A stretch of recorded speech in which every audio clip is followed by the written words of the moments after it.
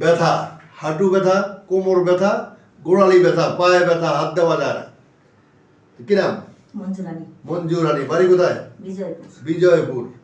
সমস্যা কতদিন যাবত? 12 বছর। তো উনি 12 বছর যাবত আক্রান্ত। ওনার হাঁটু এবং হিপ জয়েন্ট খারাপ, এই কোমর খারাপ। এটার কারণে উনি যান ডাক্তার এখানে, ডাক্তার দেখান। ওনারা ইঞ্জেকশন দিয়েছেন 2টা বোধ হয় প্রথমে, তারপরে এখন বলা হয়েছে রিপ্লেসমেন্ট করেন, বদলান।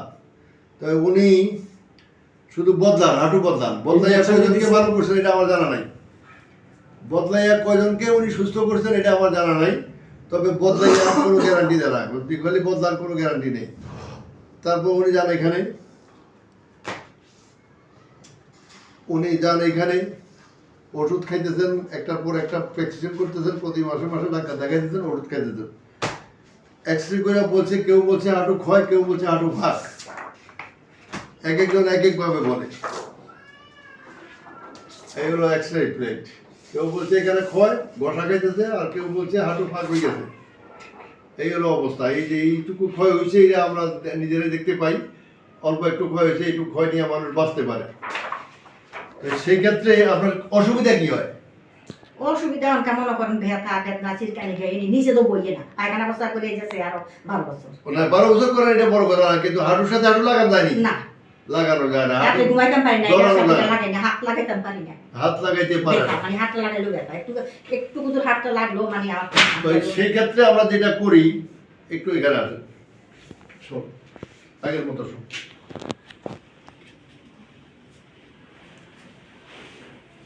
আসলে হাঁটু এবং জয়েন্ট পেইন উৎপত্তি স্থল খুঁজে বের করতে না পারলে চিকিৎসা দেওয়া সম্ভব নয়, কখনোই সম্ভব নয়।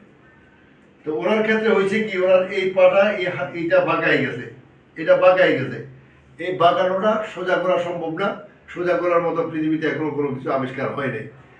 অপরদিকে ওনার খারাপ হয়েছে, দেখি ওটা ধরেন, ওনার হিপ জয়েন্ট এটা এখানে ঘুরে না, আটকাই গেছে, একেবারে আটকে গেছে। তো এইটা খারাপ হওয়ার ফলে ওনার এখানে হাঁটুতে ব্যথা হইতো, গোড়ালিতে ব্যথা হইতো। এই কারণে ওনাকে ইঞ্জেকশন দেওয়া হয়েছে, ওষুধ খাওয়ানো হয়েছে।